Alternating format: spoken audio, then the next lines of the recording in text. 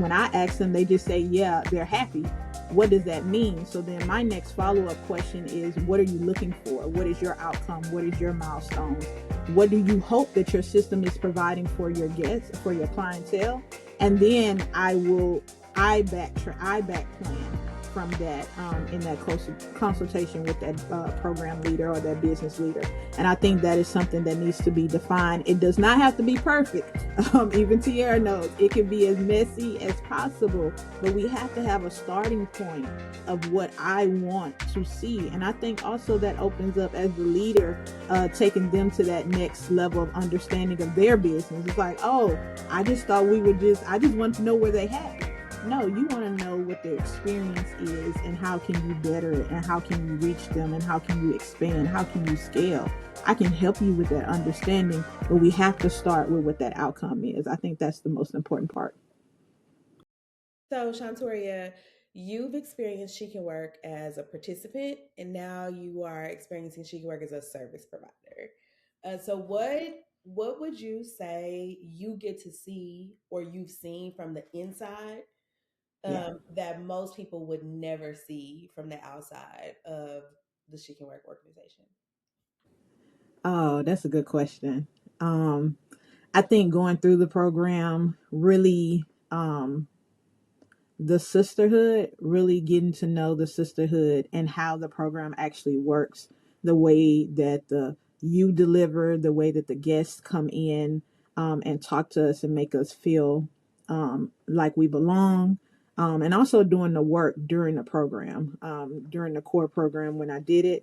I think it allowed me to, see the inner workings of how a she can work, whether it's the lab, whether it's Fund Her Forward, whether it's the core, whether it's Grow, to see, okay, how do women actually feel going through the program? And you'll be surprised, as a service provider, that actually gives me more insight on how to tailor the data, right? And how to tailor the questions, how to tailor the storytelling. Because when you understand, these women are walking in feeling like, some of them feeling like maybe they were on their last leg, maybe their business is doing really well and they were just looking for something to move forward with, or maybe, there are some personal things that was really impacting how they were doing their business. And also those who just needed that extra learning, that additional understanding that came to She Can Work. You get a better understanding of, okay, the data is not, it's not a monolith. These women are not, the same in every capacity as women business owners. And so then that actually impacts the way that I tailor the survey questions, and I tailor, the level of understanding, that they give feedback, right? You can't just ask a box question when you understand where they're coming from. And I think that is something, from being in the inside of the program to actually being a service provider, actually helps me, in providing that service for She Can Work. Yeah, I think it's Mhm. interesting because I've been that before. It's kind of like when I was a teacher and then I became an assistant principal. Mhm. It's like you understand, like now you're like the boss of your friends, Yep. but Yep. also you get a different perspective. So, like going Agree. as a teacher, I could imagine it being like going through the program. Like going through the Right. program, you are experiencing in real time the Hmm. learning, you're applying that, and then you're seeing what's happening with other women around you, but you're so Yeah. focused on what you're trying to accomplish that you have empathy for them, you have Yeah. connection, you might talk about it, but it's almost like easy to be like, oh, well, like sometimes maybe it's a them problem. And Hmm. then it also I could see it being easy to like just like not understand context. But now on the flip Exactly. side of this, it's like now you when she was crying in that session and you didn't have a folder for like what is she crying for? Is it because today's activity is hard? Is it because Hmm. it's challenging her in a different way? Now, as a person collecting data, having conversations with them, it's actually because like she's never done anything like this before, and it's more Exactly. challenging to her than she anticipated it would be, and it's making her feel less than. Like the data is Exactly. giving you such a deeper level of insight. Say more about sisterhood because you said it a couple of times. Hmm. What Hmm. does that mean? Like now you can see the sisterhood. What does that mean for you? Because I like that because you don't, first of all, the way She Can Work made me feel, right? Mhm. As being a part of the nonprofit world, and being welcomed in this space with other business leaders, and then taking the nonprofit and building the research arm, and then the data and impact services. There is a level of, I can't describe the feeling, but warmth.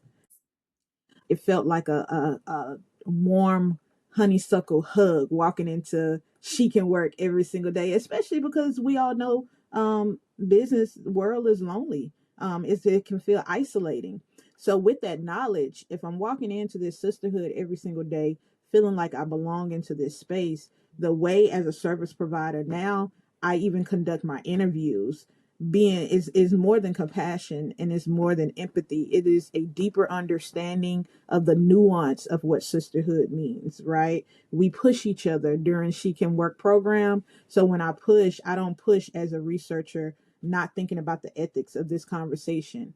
I'm not approaching the situation making you feel like I just got robbed or somebody, because there are researchers that come in, or there are data impact people where it just is, there's no connections. And because I understood that within the program, there is something that I think brings a elevated understanding of interviews and focus groups. The ladies understand that I was a part of this. I still am.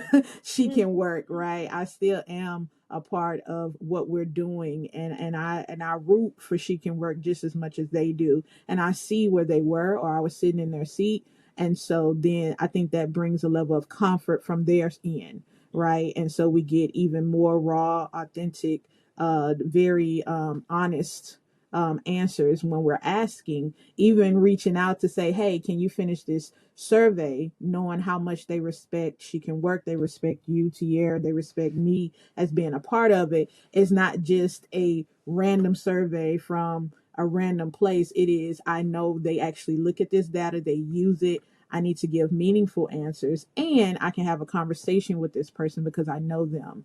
Yeah. I think that part of the sisterhood piece is what defines me on this side providing the service. So, Yeah.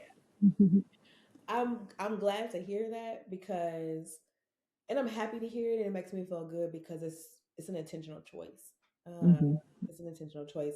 Every person that comes to present or facilitate or provide a service for anybody in our programs, it is an intentional choice that I've made to build a relationship first, to like Yeah. establish trust first.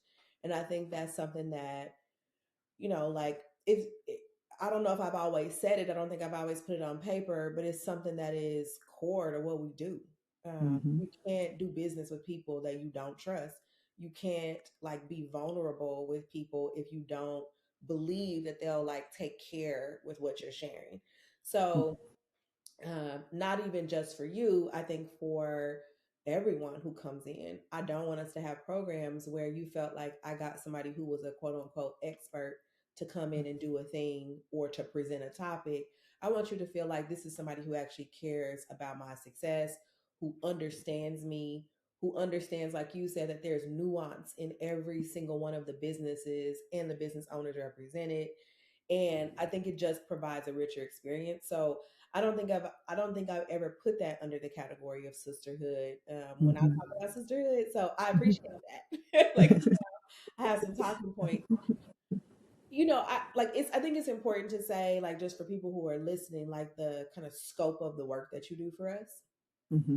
Um, and we went from kind of like we've always been good at data as She Can Hmm. Work. We've been good at like demographic data. We've been good at Right. like who's showing up. We haven't always been good at like in black and white, what is the impact we actually are having?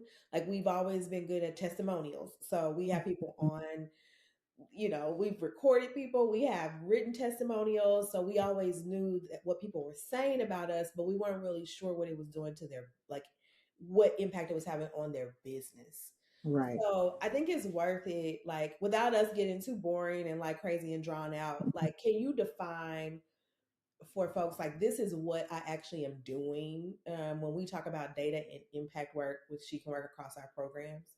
Mhm. So last year, we'll start with the pilot during the 12-month Grow program. What I actually did was track the ladies' pieces over time, their experiences within the program, based tailored to the milestones. The conversation you and I had about where should they be by quarter one, what should they be doing by quarter two, by the end of this program, what do you hope to see? And then I took that and I infused that with the month to month lessons of Grow, as those ladies were going through the program for 12 months. And then to go a surface level deeper, then we looked at their feelings and tracked their actual progress over time. So, like you say, we can do demographic data. We can say 12 women went through the program, it was 12 months. At the beginning, we did pre-survey, post-survey, and this is what happened.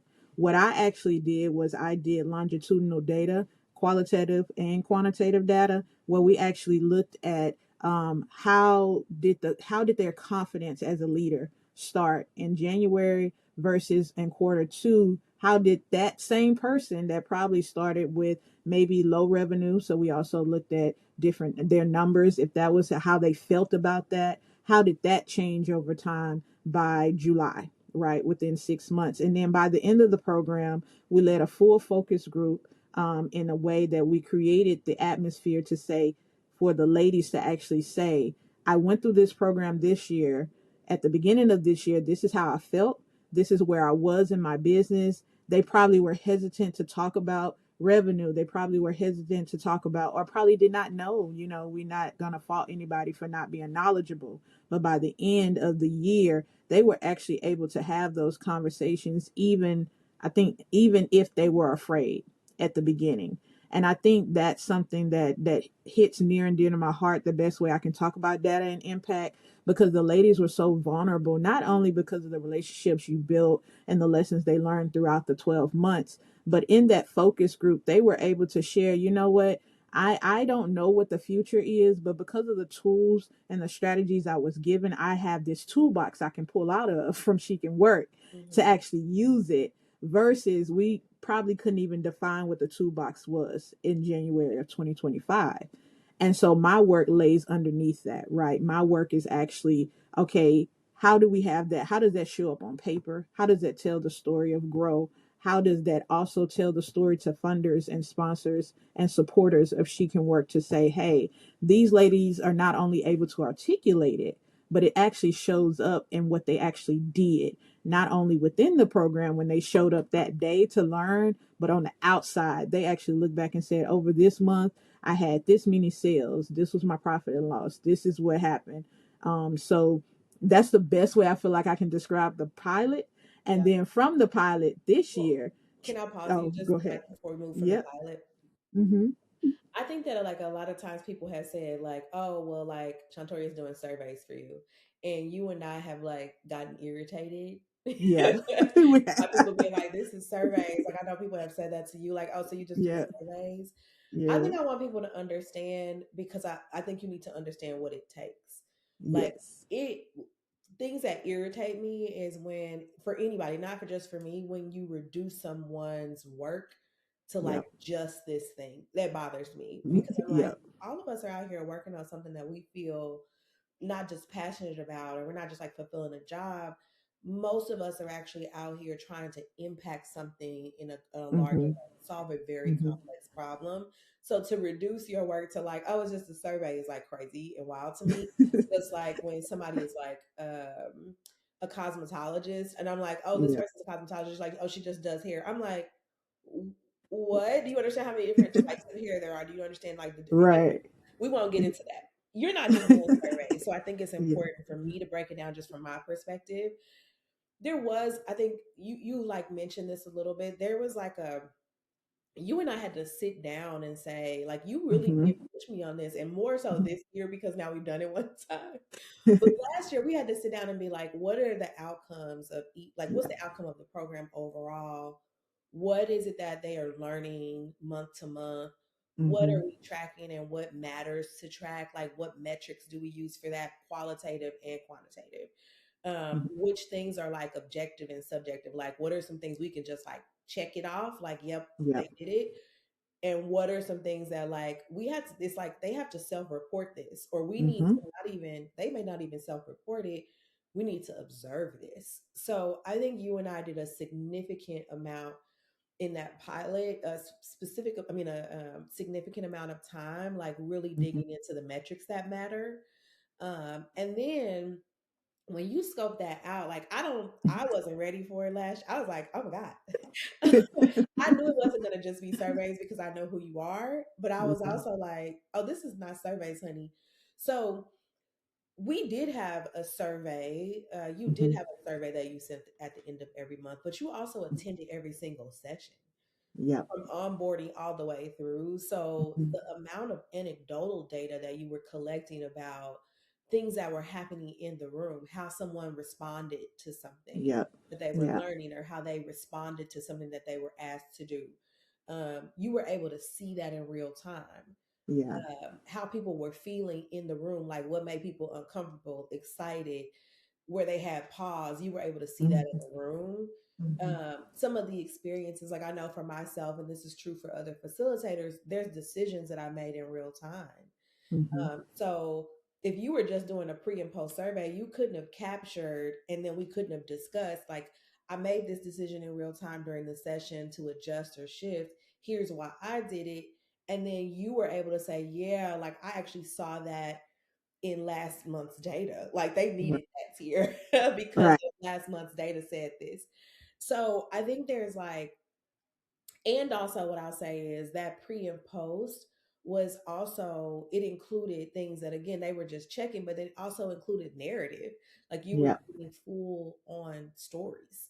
Mm-hmm. So in my mind, just from like on my side of this, what you did for us was, it was an establishment. If I had like create a framework for it, it's like we Mm-hmm. established metrics, but it wasn't just metrics that I wanted to track. It was like what metrics really matter, and then how will we see that show up in the program? And then through your like pre and post surveys, for example, we could pull some of that out, both in like, check the I don't know what the word for it is, like check the box form, Mm-hmm. and also narrative form. But then your presence, because you were participating, you could see things happening in the room, so that informed your data Yeah. collection. You could ask questions in the room, so that informed data collection. You also are having like follow up conversations with Mm-hmm. people, that informed data collection. Your focus groups informed data collection. So there was just kind of a multi-layered approach to this, but I think the magic of what we were able to do in that pilot was your presence in that. So Mm-hmm. people like you were seeing it in real time, and I think it gave us a lot. It gave us a lot for how we like set it up for year two. So I just think, like, I feel like we need to take time with that because I don't know, Yes. we're Yes. just out here doing surveys. Like Right. this ain't survey work. This is like deeper than that, which is why for me on the other side of it, I was able to make decisions in real time that weren't just my best guess or my instinct. Right. And Absolutely. sometimes you and I even had those moments where it was like, girl, this, like, I know they said that, but that ain't. Right. We were able And to also kind of like not discredit what they were saying, but we had like evidence that led us to believe where, I mean, led us to see where there were misalignments, right? So I just, we yeah. need to take time to say all that. And if I could add to that, the knowledge base, right, around what I don't discredit those that say it's just Mhm. surveys only because a lot of people don't even have the experience to be in those rooms or be asked the type of questions. The surveys that they are, that they have experienced sometimes are surface level. A Mhm. lot of times are are not as much embedded in our community, where we withhold it and we take care of our community, right? So the historical piece, I ain't gonna go too far into it as an educator, but I do acknowledge I'm a Black woman researcher. And so with that, it's a lot of nuance that comes along with that. And I do think throughout the pilot, even the people that was there were able, even the ladies from survey one and from me, is like, what are you kind of doing here? Okay, you over there taking notes, what you yeah, these are my field observations. We explained it to them, but then I also think it revealed, oh, that's what she's doing by month 3. Oh, like I need to really take this serious by month 4, because I ain't really take survey number 2 serious, because I thought she was just looking at something and giving it back. So it was that experience. And I feel like by month 7, I would also say a lot of the personal conversations I had was, oh, this is how I could inform my business, right? Just like you mentioned at the beginning, we looked at the metrics and the outcomes. A lot of businesses have the total sales they want to go, they have the revenue goals they want to make, they have clients they want to reach, and service providers and all of that. And you could do all of those things, but if you don't have any data to inform the decisions and the next steps that you are making, I think we actually showed that in real time what that looks like. Because even a conversation you and I had about, hey, Tier, when you mentioned this, I noticed the whole room leaned in. This is something that I think you should probably incorporate as you move forward. And you did. And I feel like that was a little shift that probably wasn't on the radar before that. So I do think we also provided a new experience of what research and data actually means for those who are not necessarily in the world, and then leading with grace and understanding that it took some time for everybody to get comfortable, and we're not going to use it against the community, which has happened oftentimes. And I think that's something that we kind of broke down that myth, and I think that's why people come with, oh, it's just surveys, because they don't fully understand or have been experienced with how it could actually inform that next level of program leadership and all of that. So, Yeah. Okay, for the mhm, sake of moving us up, I'm just going to reveal and kind of give the answer to my own question around what you do for us. mhm, Like essentially, what we've done is taken the best of what we did last year and we've scaled it across our programs. mhm, And I think the one thing that I think is, if the world was a perfect place, I would love to. The one piece that I think we are missing from last year that I really wish we had this year is your presence in every session. mhm, Um, mhm, I know that's not a real thing, but I want to say it out loud just because I think as people are learning from us, it's one of the things that I think was really powerful mhm, about our mhm. pilot was having the researcher in the room made the Yeah. data so much more rich, Mhm, because you had that lens and I had the lens of facilitation, and then the mhm. conversation we had about what to do next. It was almost like we were always triangulating data. It was like your experience, Yeah. my experience, and then what they reported. So that's the only, I think that, it's important to note that that pilot then scaled across four, is now scaled across 4 programs. Yeah. And it is, it will never not be what we do. It will never Right. not be what we do. I think you and I both came from because we came from education, we knew the importance of data, Mhm, and because mhm. we both were teachers, we understood the important, like the power of data. But Yeah. I think now, as an entrepreneur, I think as someone who's facilitating programs, I now understand how rich data can be, Yeah. for not just developing the program, but for doing business. So Right. that's the reveal on what we're doing. I have another question for you to keep our Mhm, conversation going forward, because I think people need to understand the big picture. mhm. You are an entrepreneur building your business in our programs. Like you were building your business in the program. And this service that you're offering came from the program. Like it came from Yes, someone working in the it program, did. which is like so crazy. um, and so, like, there's two things that shifted for you in real time. Like, one, and I think people don't get this. Like, I ask people a lot of times, like, are you actually good at that? Like, I ask Mhm. entrepreneurs that. I'm like, yeah, you're offering that, and I understand the problem you solve, and I understand that's a cool idea, but are you good at that? Right. And they don't actually have sometimes the expertise to do what they're doing. They just feel like they're passionate enough about it to like learn it as they go. And I'm like, just be good at it. Anyway, that's another thing. But what you had to do is take in real time something that you saw kind of bubbling up in what was the past version Mm-hmm. of your nonprofit as Mm-hmm. something that needed to happen. And Yeah. then in our program decided to kind of solidify that into an offer and then offered it to the Right. which shifted two things for you. One, you were no longer a builder in the Hmm. like a builder. You had to become a part of the She Can Work ecosystem, like Yeah. dude, like overnight. And then the other thing that shifted for you was accountability. Like Yeah. now, it's not I'm just like tinkering with this idea. Like quite literally, Hmm. the organization and the ecosystem now depend on me providing an excellent service. So Yeah.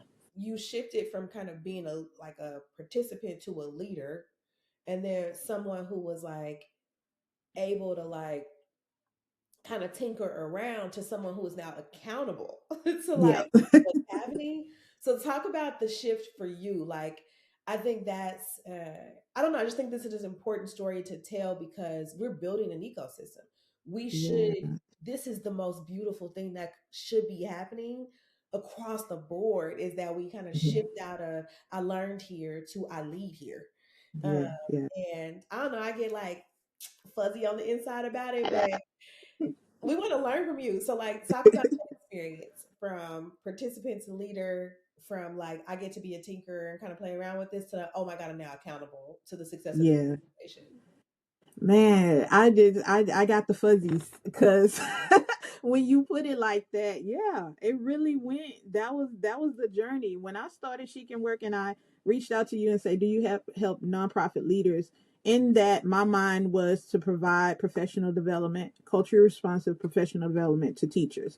That is what Education Powered 501c3 was around. But I know my heart lays in research with my four business partners, they my three business partners, they are people that we all know we were excellent educators, and we are going to take this nonprofit and this LLC. It started as an LLC and now it's a hybrid to the next level, but also with the caveat that we go after our own passion under the education powered umbrella. So that is a given for all four of us. So when I started, one of the things that I think I struggled with, to be honest with you, I don't know if I ever shared this with you, but I was trying to articulate the problem I was trying to solve during the She Can Work days in the core program.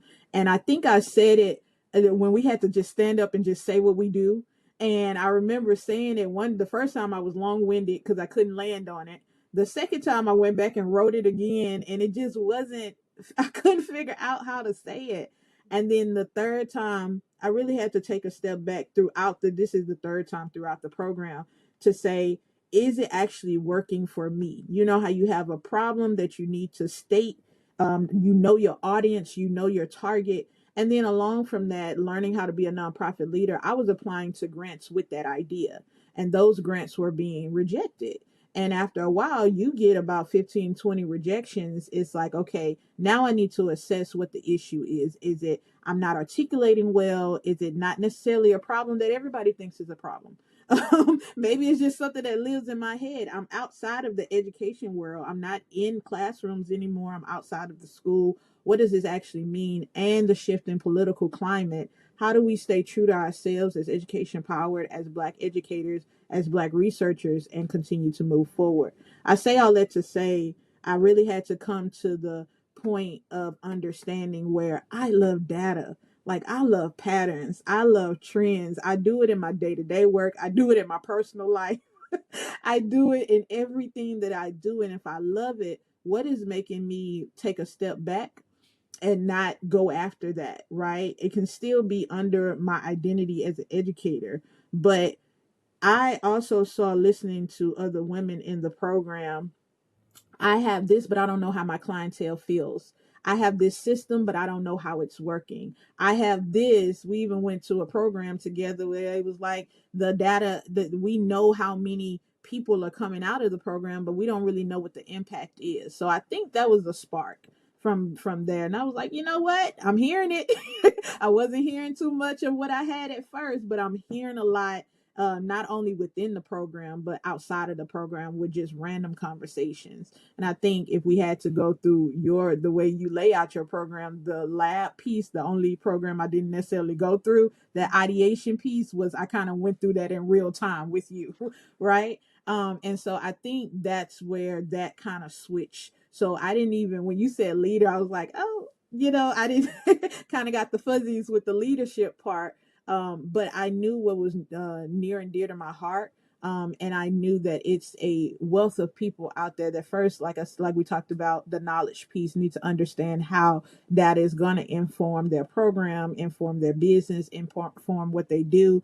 But then also, like you said, the outcomes. A lot of these grants I was applying to as a nonprofit myself was asking the outcomes and the impact, not just we're gonna give you this money and you do this and this and this and this activity and then check, and then we'll give you another check. No, what did you change? What happened while you did this service or you provided this? And I will say that on this side, even though I'm still working on the grant piece for the data and impact services, there is a particular grant that I probably applied to 3 times just to see if I could get better, because they score you on a scale.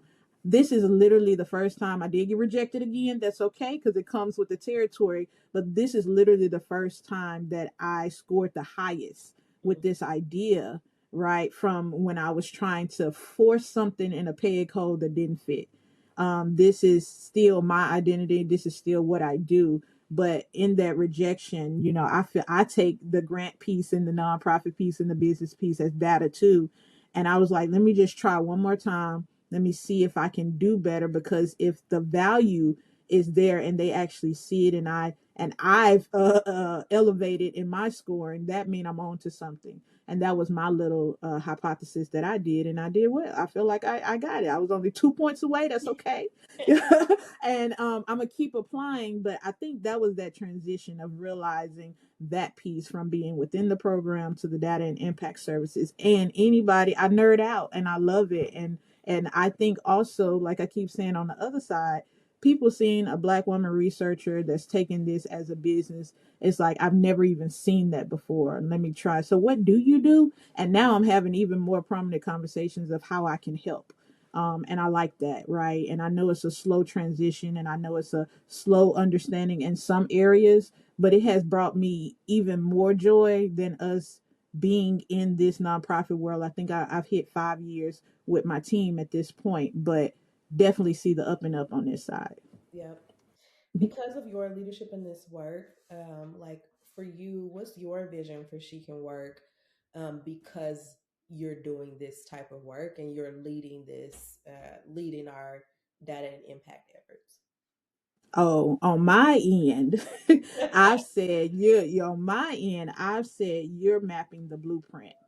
What is it you have designed? Tiara, she can work foundation, she can work LLC has done the programs, done the LLC, I mean, done the programs, done the outlines, delivering the lessons, providing this, making women feel like they are part of something. But the blueprint of the it's going to be on paper. It is tracked. It will be documented. Like we might not be filming the documentary that'll make it to the Oscars one day. I'm putting that in the universe.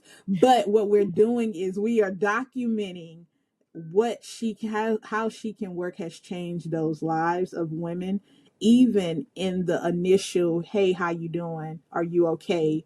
Let me tell me about your business so I can help you. And when I say, and that's my vision of it. And when I say document, I'm talking more about, could this be a blueprint in a book form? Could this be a blueprint in a case study, in a white paper? Could it be taken out of this context and transform what other people say? Let me learn from She Can Work, because not only did she build this platform and this program for these ladies, and they went through it and they feel successful on the other side. She has these people rooting for her, but we can actually see it, and it was tracked, right? Even as much as I see the presence of the absence of the presence of not necessarily being within the rooms of these ladies, but because I understand it like the back of my hand now, that is something I carry near and dear in my heart, to show like this is what She Can Work has done. will do, and this is how it would transform the business world in the future. Yeah. I love that. It will. I'm putting it out there. It's out Put it out there. there. I also, I mean, it's real. Like this is what we are becoming. It is Yes. important to me. This I have learned so much over the last few years about what it really takes to make sure that women in business, if we're taking a programmatic approach to supporting them on their journeys, like this is what it needs to look like.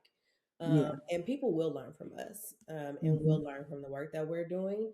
And the data work, it will be the like key to us telling that story, not just in a way that comes from our hearts, but in a way that comes from facts. Like this is what Yeah. actually happened. Hmm. So I appreciate that vision, because Hmm. I that's the delusion that I have as the builder of this. That like no, that's gonna actually happen. It's So gonna let's happen. shift a little bit. Um, Most organizations, like most nonprofits and for profits, say they actually care about impact. Most of Hmm. them say this. Um, in your experience, like what are they actually getting wrong when it comes to data? Like they say, and like data and impact. So they say they Hmm. care about it, um, but what aren't they? What is happening in the work that Hmm. they're actually getting wrong? I love that. I actually just had this conversation yesterday. It's the action and it's the responsiveness. It is, I see that there is a gap. I see that there is a deficit that has happened. But I'm going to ignore it because I just need for the data person to collect the data, and we're going to continue with my program the way that I've designed it. Mhm. I think that the pieces of the that impacts the impact is where the ladies, especially in She Can Work, are putting their feelings on the page, and they are actually giving their raw and authentic experience about the program. And you read it as a program leader and say, I need to make this adjustment. And then they feel it and they see it and say, oh, she actually listened to me. Or we go through it together, especially with the milestones and the outcomes that we discuss, and there is a tweak because you realize from a program perspective, hey, this might not work, or this might not meet the ladies where they are at this time. And then I see on the data side, yeah, this there was a little dip here. Maybe there needs to be an adjustment, and then the adjustment actually happens, right? Whether that is referencing or letting the ladies know in real time, hey, I'm responding. I saw your survey data, or they feel it by the third survey we actually see, hey, thank you, Tiara, I actually saw this change.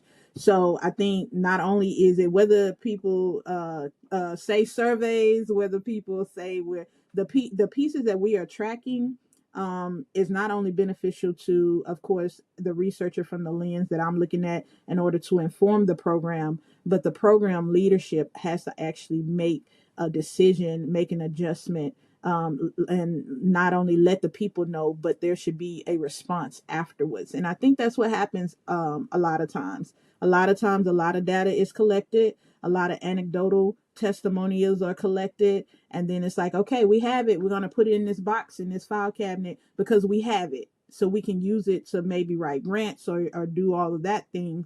But if the people don't feel it, if your participants don't feel it, then that impact is where it kind of falls short on the other end. Yeah, that's interesting because I do some things by nature, and then Hmm. some things because I want to be good at what I'm doing. So even when we were collecting what I now consider to be vague data, like demographic data, I was paying Hmm. attention to that. Yep. So not so we can, sometimes I looked at the data so we could know if we were reaching our target audience, right? Like that Right. demo data was like really important to me for that reason. But then it became important, and then it became important to me because I like literally we our business model depended on it. Like Right. we have like a large we at that time had a large sponsorship model, and so it was important for me to be able to tell sponsors like the value that I was offering in terms of Hmm. like audience, right? So I looked at it for that reason, but then I started looking at it from a program perspective, and that demographic data was like important to me because I was like, oh my goodness, like the age range of the women in Right. our program, like who were coming to even our events at that time, it was it was shifting. And Mm-hmm. then the types of like the revenue level of the businesses, I was making some assumptions. And when we start asking about revenue, I was like, oh, like that also like helped me Mm-hmm. understand when we were in the core program, I had built that curriculum for the wrong demographic. Like that's not even who's here. Right. And the programming Mm-hmm. in some ways was like way further down the road. Like that first cohort, which you were a part of for the core program, which came from that data, I wasn't using the data as well as I needed to. But when I look back at the data, I was like, oh, the data tell me the answer to this. So, like your cohort, we did PR training, for example. You all weren't ready for PR training. Like we were still Yeah. at the point where we were trying to clarify problem statements.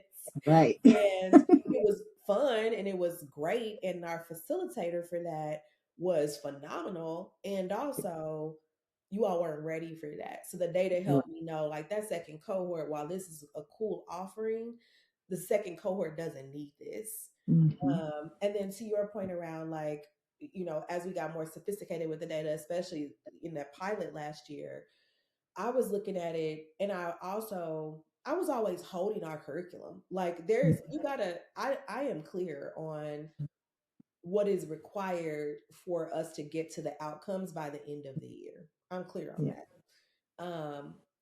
And so I wasn't going to abandon kind of the trajectory of the programming so that I can like be super responsive and reactive to data. I wasn't doing that.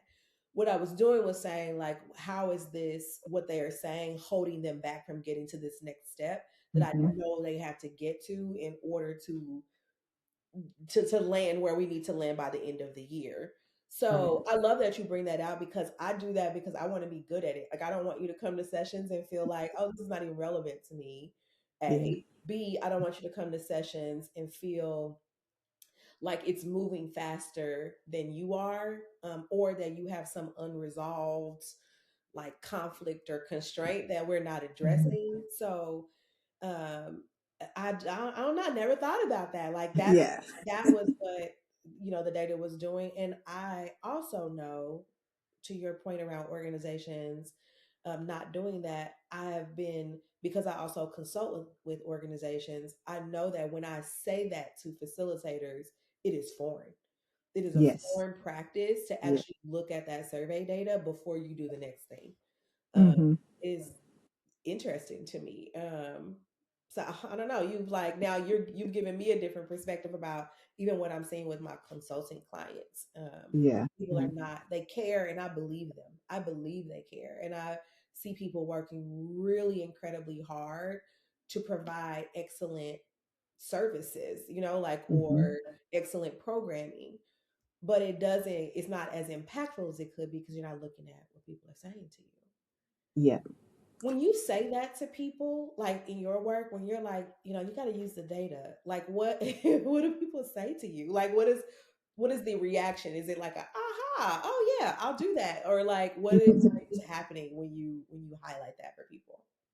I love that you asked that because my next piece was going to be it also brings a certain level of humility, right? As a leader, I think that takes how we view you and your perception, you as a program leader, um, a different way as well. So when I say that to some people, it is foreign, and depending on where you are in your understanding of data and what you would like to do, there are two responses. They're wrong. I'm doing this right. I'm going to continue because if I deviate, I'm going to lose where I need to go, which is a myth. You don't like you. I like that you pointed out that it still landed you where you needed to go on the journey of our pilot last year. You knew what the outcomes and where we needed to land and end. It doesn't the data and the feedback doesn't deviate. It just allows you to adjust and be flexible in the moment and grow along with the cohort because none of the same ladies entered the way that they exited, right? And I think that's something that's very important. The other response I'll get is yes, I'll do something about it, and then guess what? I don't know what to do.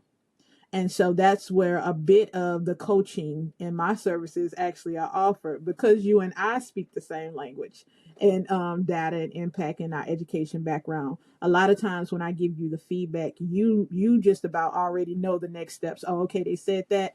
I'll take that, and then this is the adjustment I'll make. What I find when I do speak to some clients about it is, okay, I got it. I'll accept it, but then what do I do? Do I abandon everything that I thought I needed to do? Then that's when we start talking about how do we strategically tackle that next step, or how do we strategically adjust without losing the essence of the program and all of that. And I think that part is a whole nother level of understanding of what data could do and make it even more beneficial to what you're trying to provide to the people and the services and all of that. So those are the main two big answers I get when I'm talking about data and impact. It makes sense. And there's like some like there's a security that you have to like There's a security, facilitate yes. with that Yep. is just required. I think also like it's making me think about like like back to your first initial response around sisterhood. Like you said that like Hmm. first two words like sisterhood. People say that often about us. I think Yeah. that it is like a principle that I kind of walk with is feedback is love, right? Like I don't Yeah. take it personally that you said that about me because you care enough about me to tell me the truth to help me get better, and vice versa. Like Yeah. what you put on this paper, you best believe I'm about to come back to you about it because feedback is love. Like I think that Yeah. falls into sisterhood. Let's talk about precision for a second because like there's a lot of times I think that what I see people get wrong with data is Hmm. like there is this like you're not using it to change, but I also think they're not seeing how powerful it can be in helping you get precise about your delivery or about you getting to your outcome. I think a lot of times we kind of focus on the wrong stuff. Yeah. So like how has data allowed us to at She Can Work to serve more precisely in our Yeah. programming, not just at scale like a lot of people, like we can do this over and over and over again for a lot of people, but how do you feel like precision has come into play? Like how has it helped us be more precise? Yeah, I think I'll actually use your example that you started to talk about. Realizing from demographic data that the ladies that you were reaching, maybe this program isn't necessarily fit for this specific demographic or audience. I think from the pilot even to this year, just me looking at the baseline and the initial pieces, the answers are, you could tell the women have more in common, if I could say that. The business journey seems like it's more aligned with the cohorts that you've put together. So if we talk about precision, I'm thinking, even if I had to just infer how you've used it, you have been more targeted in who you reach, or who is identified to be in the cohort, and what part of the cohort do they need to enter in order for them to be successful. And I think that's something, if I could just talk directly about She Can Work, that is very powerful in that, because not only affects who goes through the program, it affects their experience as they go. Oh, I have somebody, they might not be in the same necessary business. I might be in beauty, they might be in service, but we have some shared experience, some shared understanding, to where I feel like I can be successful in this. I've even, just outside of She Can Work, you hear in some of the other, just in passing or just conversations, or where women have joined programs where they don't necessarily, they feel othered, right? They don't feel that connection off the bat. And I think if I had to just point out one thing, it would be the precision in choosing who is best for these programs at the time that they need it. Because I know it's open, but at the time, are you ready for this part? Like you said, I knew probably that piece of the PR, I probably wasn't ready for it. It was fun, it was amazing, but it took some time for me myself to realize where I needed to enhance and actually feel like the vehicle was going to take off, right? And figure out that problem statement. That was where my problem was. So if I had to talk about precision, I would say that's actually what I've seen from pilot one, from the pilot into starting the best baseline survey data that we've already collected thus far. Hmm. Thank you for that. You're giving me a lot myself. Like I feel like this is like a reflection or like coaching session Yeah. for me about what to keep doing versus not. Let's talk about like at the businesswoman level just for a second, and then I want to zoom back out. But from the data, like you know, what is it that you've seen about and learned about women themselves? Like how they grow, where they get stuck, what actually moves them forward in the business? uh, the first thing that comes to mind, we carry a lot. We carry a load that is not seen. And I actually picked this up from the one-on-one interviews because, of course, they'll be scheduled this year. But a lot of the relationships we built over the pilot last year, a lot of what was captured in the surveys, of course, surveys can only capture so much because you're answering the question, and they're designed in a way where we're just trying to capture that check-in point.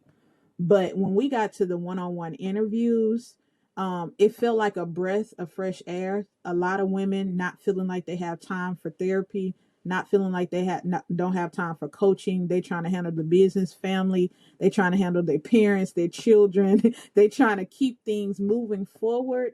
That is not said. And in a lot of these programs, especially women of color, we're just thinking that it might come off. The perception is that they're being distant, they don't want to learn, something is baffling them, that we can't figure that out. And I think women in business, what came out, especially in those one-on-one interviews, was that load, was that y'all see me, y'all hear me, and I can say it because I'm expected as a woman to continue on and make sure that this business is thriving, make sure my children are thriving, make sure that my family is thriving and all of this. And I'm learning, I'm doing everything that the world, the universe is telling me to do. I'm checking all of these boxes, but having a time to just kind of stop for a moment and say, I'm a business owner. I want to be here. I love what I do, but I'm battling a form of depression. I am trying to continue to move forward. I am expected to do all of these things and I am tired right now. And I think I would even say in my personal journey, I admitted one time, how do you do it without being so tired? We tired. like it is one of those things where the data, you would think, what, like you said, it's just survey questions that came out. Well, that's why we do the mix of survey, one-on-one interviews, and the focus groups, and just collecting the narrative tracking across, because what I didn't get in a survey, I got in that one-on-one interview, and then it gave me the perception of the experience that this particular woman had, right? We talked, I remember, if I could speak also about, I remember one of the sessions where we talked about what is our relationship with money, like how will we talk generationally how to handle money.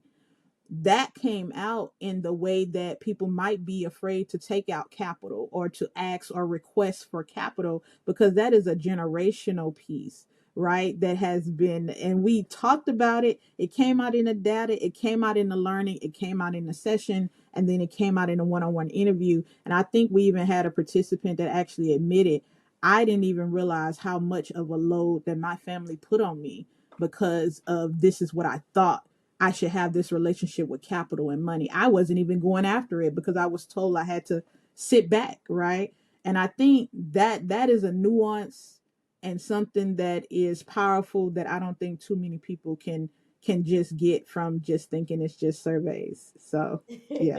Thank you for sharing that because I also think it gives like another layer to the intentionality of our programming because like, and a lot of people are like, Tiara, that's not sustainable. It has to be sustainable. What I'm about to say has Has to to be be. sustainable. I do a lot of one-on-one. So in that particular program, coaching, like monthly one-to-one coaching, is a part of the model. But in other Yes. programs, when I'm hearing things like what you're sharing, I pause. Like when I get that day, like I was tired, I have all of these other things. I have this like mindset thing.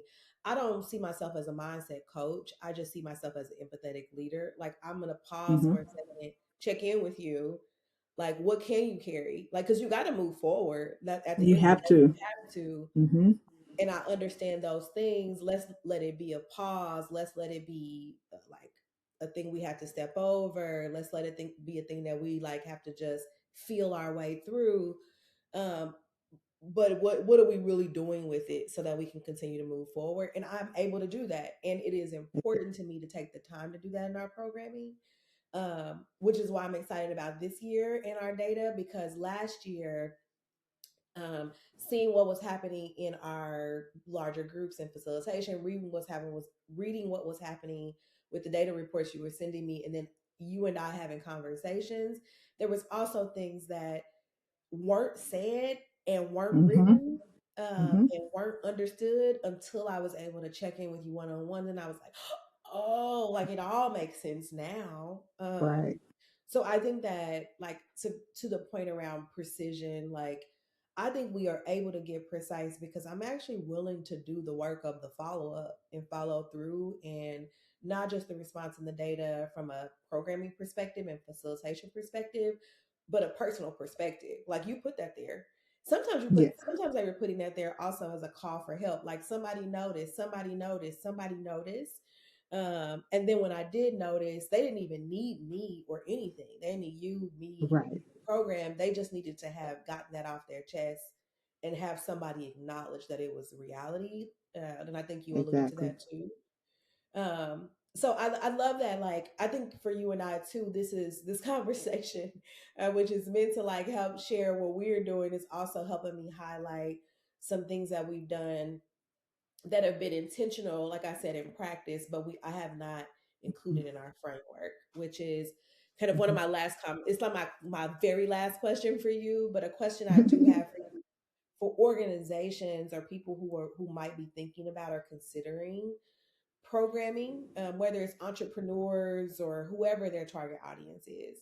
If they Mm-hmm. want to move from we ran or put on a program to, we can actually prove that we have impact, what would you say are the systems that they have to like build or put in place in order to do that? If I want to move from like, we do this really great accelerator Mm-hmm. to like, no, our Mm-hmm. accelerator has, choose the metric, done these things for these businesses, what systems would you say they have to put in place?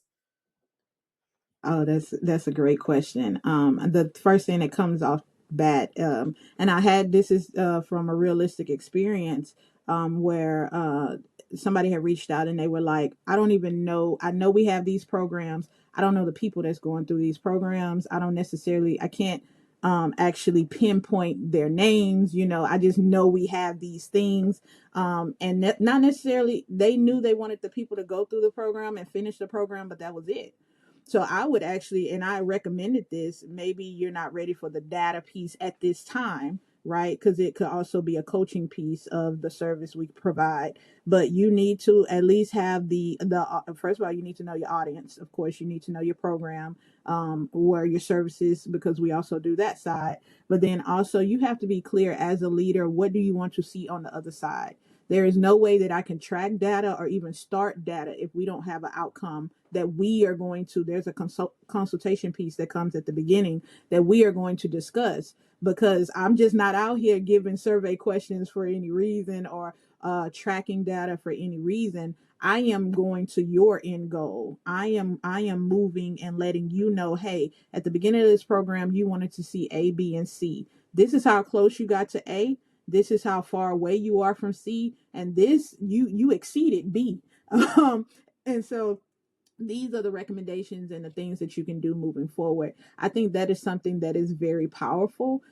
Even I've had business owners come to me about, hey, I have this clientele, and I want to know how my system works, and how they are receiving it. When I ask them, they just say, yeah, they're happy. What does that mean? So then my next follow-up question is, what are you looking for? What is your outcome? What is your milestones? What do you hope that your system is providing for your guests, for your clientele? And then I back plan from that in that consultation with that program leader or that business leader. And I think that is something that needs to be defined. It does not have to be perfect.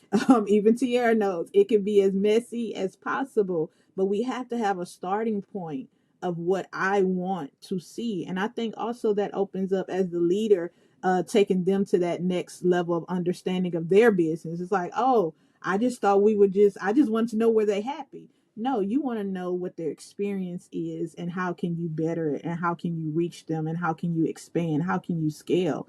I can help you with that understanding, but we have to start with what that outcome is. I think that's the most important part.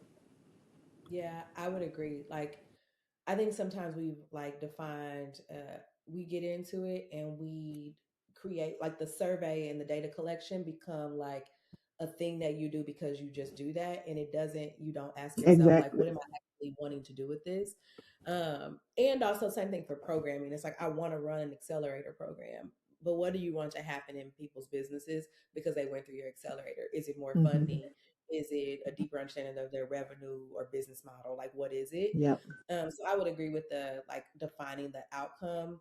But I also think something that you push around that I think is important, an important delineation. An important delineation is there's like, I want to track data and there's like, I want to have impact. And that's two Right. different things. And I think for you, like, I'm not McKinsey, right? I'm not trying to put out a statistical a statistical data report that's like going to be broadly used across all these different contexts. Hmm. I'm collecting Hmm. data so I can do a better job in my organization. And I think it's important Exactly. that people understand that like I've heard people say to me, I'm trying to keep my data clean. And I'm like, are you a what are you using the data for? If you're using the data to make decisions, then yes, you want to keep it clean to the extent that you're clear about what you're tracking and you want to see Hmm. things change over time. So you don't want to change up questions and all of that. But you're not McKinsey. Okay, you're Right. not JP Morgan. You're not putting out a statistically correct piece of like, I don't know what they call this in the researching world, but like that's not what we're here for. You need to get the data, Right. you need to make decisions. So I love that you say that. Here's my final question because we're coming up on time. Hmm. It's like a two-part question. First, Okay. like, if like what's the biggest mistake you're seeing organizations make as it pertains to tracking impact, like the biggest mistake? Hmm. And then what is the like what does this kind of rise of the need for data, like you and I are on this quest to help people understand you need data to have impact, like you need it. So I want us to Right. call out like what's the biggest mistake you're seeing people make, but also what does strong data practices translate to for an organization? Like what do you get from this? Is it funding, partnerships, etc.? Like from your perspective, what is it? So what's the biggest Hmm. mistake?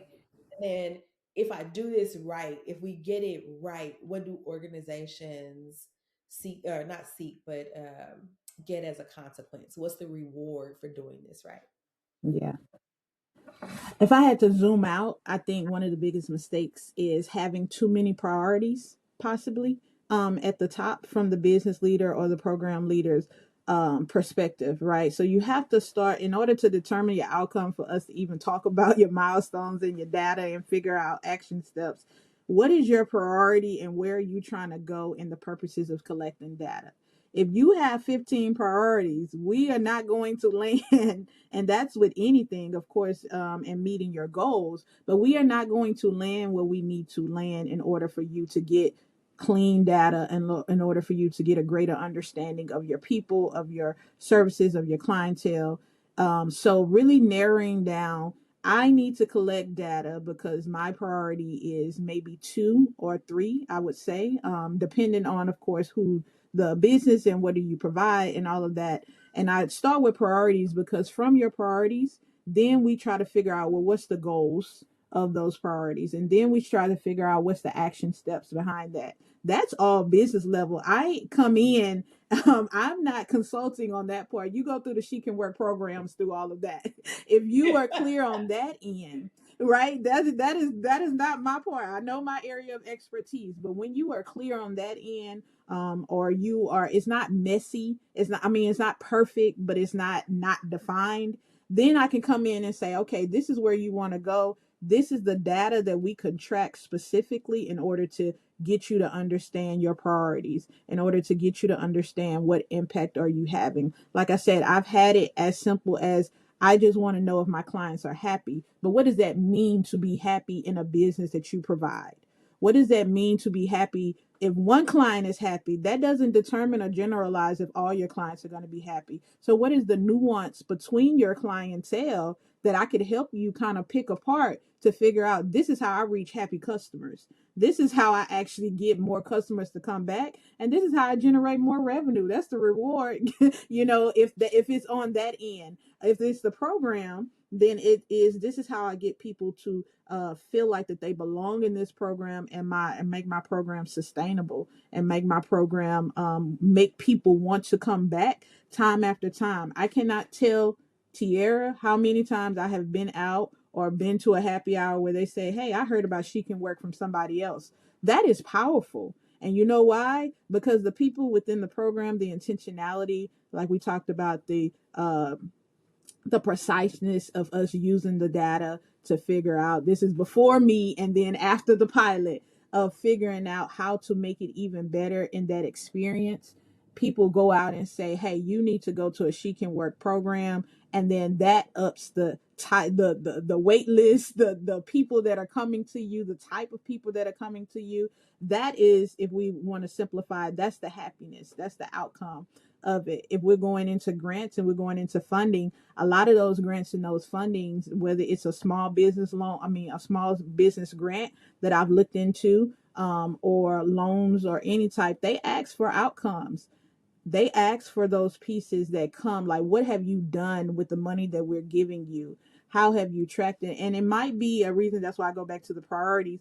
It might be, I'm tracking because I need to define what success looks like for this grant, for this money, for this loan. But I'm also tracking so I can get another one, so I can get a bigger one, because now I can show the impact of these ladies or these clientele or this service, because I have had somebody come in, an expert come in, actually understand me, not just give data based on just out of the clouds, but actually tailor it to what I need in order to meet the needs of my business, my program, or my service. So I think kind of answered that in twofold, but that's what I think. I'm glad, because I also will be a testament to that really quick. Like, the what you just said is like we are truly a testimony of it. We don't, like, we have two cohorts right now. I never posted about them, sent an email about them or anything, and we already had applications. And I was like, oh wait. Um, and we have two cohorts right now of people who didn't apply because they saw a post or because they saw a flyer or something. They applied because someone told them. Because a Yeah. few of them have been following along and saw some of the testimonies of our past cohort members, and they were like, "Oh, I want that for myself." So I'm a testament to Mm-hmm. that word of mouth piece, that like when you get to results and impact, people start talking about you, and I appreciate that. The second piece Yes. too is like, now that we have, what's interesting is like I've been sharing the impact report that you created for us, or parts of it. I've used, and now, I initially only shared it with my current like my current partners and partners who I've been in conversation with, just to say, hey, this is what we did last year. Here's how we're growing as an organization. Here's a practice that we put in place last year that I think is like been really valuable for us. And now they're calling me, and now they told their friends about me, like, hey, so I hear you got this thing. So to your point about the reward, I just want to double down that I'm actually like in real time seeing the benefit of us being better at our data. Women are Mm-hmm. coming to us for the impact that we've promised, and organizations are coming to us because we are able to prove that we have the impact that we promise. So it's opening up funding and partnership opportunities, which makes me really grateful for you. Just, I've always been very grateful for you. And I know that that day you called me, I remember I was sitting at a Chase Bank branch, having our conversation. But I'm glad you joined that first program, because I've been learning from you from day one, just as a program participant, as a fellow, but I mean, not only as a program participant, as a fellow educator, as someone who like nerds out over impact like I do. Yeah. Now I get the like luxury, I feel like it is, of having you on my team. And I'm seeing She Can Work be better for women entrepreneurs and for myself because of the work that you're doing and the brilliance at which you do it. So thank you. I'm That's it. That's the word. Thank you. Thank you for being on this Thank podcast. you. Thank you for being you. Thank you for all the Thank you. things.